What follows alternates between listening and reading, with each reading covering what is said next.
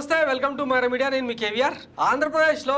ఏ ముహూర్తాన కూటమి కట్టారో బీజేపీ కూటమిలో జతకట్టిందో నాటి నుంచి చంద్రబాబుకు పవన్ కు కష్టాలు వెంటాడుతూ వస్తున్నాయి ఇకపోతే వారం రోజుల్లో పోలింగ్ జరగబోతున్న నేపథ్యంలో కేంద్ర అధిష్టానం బీజేపీ అధిష్టానం ట్విస్టుల మీద ట్విస్టులు ఇస్తోంది వాస్తవానికి దేశంలో ఎక్కడ ఎన్నికలు జరిగినా ప్రధానమంత్రి నరేంద్ర మోడీ వచ్చి ఆయా రాష్ట్రాల్లో అంటే పార్టీని కావచ్చు తాము పెట్టుకున్న భాగస్వామ్య పక్షాలతో కావచ్చు స్థానికంగా కొలువైన ప్రభుత్వాల మీద అవినీతి ఆరోపణలు చేస్తూ డబుల్ ఇంజన్ సర్కారు వస్తే కూటమి వస్తే ఎట్లాంటి మార్పులు జరుగుతాయో అని చెప్పి చెప్పడం ఆనవాయితీగా వస్తుంది కానీ అదేంటో మా శివరాత్రి రోజు కుదిరిన కూటమి ఆ తర్వాత చిలకలూరుపేట సభ తర్వాత ఇంకా ఈ మధ్యకాలంలో ఎక్కడ కూడా ప్రధాని పర్యటనలు కానీ కేంద్ర కీలక నేతల పర్యటనలు కానీ జరగలేదు పైగా గ్రౌండ్ లెవెల్లో ఎక్కడికక్కడ అంటే టీడీపీ అభ్యర్థులు ఉన్న చోట టీడీపీ ప్రచారం చేస్తుంది బీజేపీ అభ్యర్థులు ఉన్న చోట బీజేపీ ప్రచారం చేస్తుంది ఎంతసేపు చంద్రబాబు పవన్ కళ్యాణ్ మాత్రమే ఉమ్మడిగా సభలు నిర్వహిస్తూ వస్తున్నారు ఇకపోతే వచ్చే సోమవారం నుంచి ఆంధ్రప్రదేశ్లో 2 రోజుల పాటు ప్రధాని నరేంద్ర మోడీ పర్యటనలు ఉన్నాయి ఈ పర్యటనలో చంద్రబాబు పవన్ కళ్యాణ్ ఎక్కడ కనపడొద్దని చెప్పి బీజేపీ ఇచ్చిన ఆదేశాలు దీంతో టీడీపీ జనసేన కుతకుతలాడిపోతున్నాయి అన్నమాట బాబు పవన్ లేకుండానే మోడీ సభలు బీజేపీ అభ్యర్థులున్న చోటే మోడీ ప్రచారం రాజమండ్రి అనకాపల్లి రాజంపేటలో ప్రచారం అసలు చెయ్యి తగిలితేనే ఒప్పుకొని మనిషి కాలు తగిలితే ఊరుకుంటాడా అసలే ఊరుకోడు ఇల్లు పీకి పందిరేస్తుండు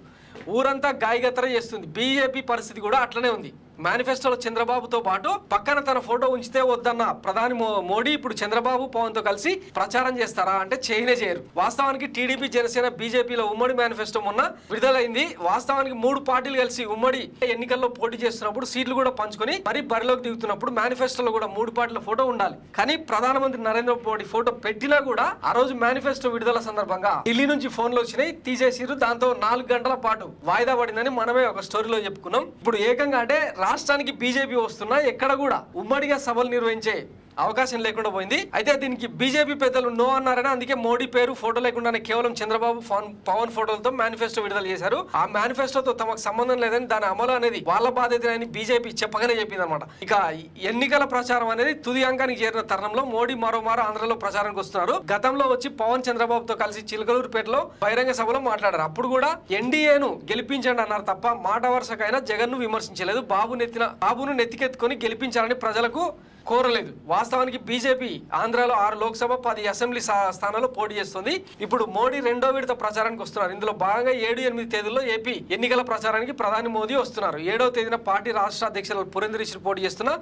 రాజమండ్రి నియోజకవర్గంలో అలాగే వేమగిరి బహిరంగ సభలో మోడీ ప్రసంగిస్తారు ఆ తర్వాత అదే రోజు సాయంత్రం సీఎం రమేష్ ఎంపీగా పోటీ చేస్తున్న అనకాపల్లి పరిధిలోని రాజుపాలెం సభలో పాల్గొంటారు 8 సాయంత్రం కిరణ్ కుమార్ రెడ్డి పోటీ చేస్తున్న రాజంపేట లోక్సభ నియోజకవర్గ పరిధిలో పీలేరులో పాల్గొంటారు ప్రజలను ఉద్దేశించి మాట్లాడతారు అదే రోజు రాత్రి 7 గంటలకు విజయవాడలో ఇందిరాగాంధీ స్టేడియం నుంచి బెంచ్ సర్కిల్ వరకు రోడ్ షో నిర్వహిస్తారు ఇక్కడ కూడా విజయవాడ వెస్ట్ నుంచి సుజనా చౌదరి ఎమ్మెల్యేగా పోటీ చేస్తున్న స్థానంలోనే రోడ్ షో జరుగుతుంది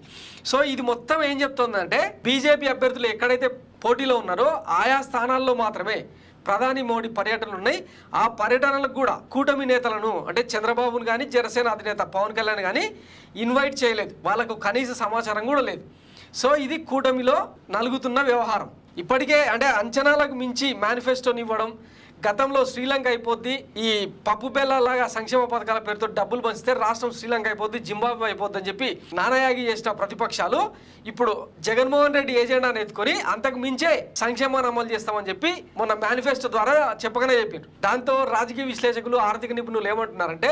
చంద్రబాబు మేనిఫెస్టోను అమలు చేయాలంటే ఇంచుమించు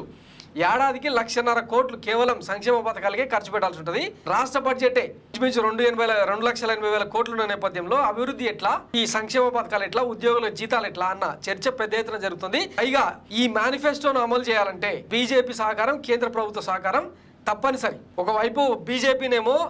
వీళ్ళను వదిలించుకునే పరిస్థితి నేపథ్యంలో అంటే మీ మేనిఫెస్టోతో మాకు సంబంధం లేదన్న నేపథ్యంలో ఇప్పుడు ఈ మేనిఫెస్టోను అమలు చేసేది ఎట్లా సో చంద్రబాబుతో అంటగాగితే రేపు పొద్దున అంటే 2029 ఎన్నికల సందర్భంలో అంటే ప్రత్యామ్నాయంగా ఎదగాలనుకుంటున్న బీజేపీ చంద్రబాబును ఎట్టి పరిస్థితుల్లో ఎంటర్టైన్ చేయొద్దని చెప్పి ఈ నిర్ణయానికి వచ్చినట్టు తెలుస్తుంది సో మరి ఈ ఎఫెక్ట్ రేపటి ఎన్నికల్లో అంటే ఈ కూటమి పార్టీల మధ్య ఓటు కన్సాలిడేషన్ ఓటు మెర్జ్ అనేది జరుగుతుందా లేదా అన్నది ఆసక్తికరంగా మారింది చూద్దాం మరి రేపు మే 13న జరగబోయే ఎన్నికల్లో ఓటర్లు ఇచ్చే తీర్పుతో తెలిపోనుంది thanks for watching Myra media నేను మీ కేవీఆర్ థ్యాంక్ యూ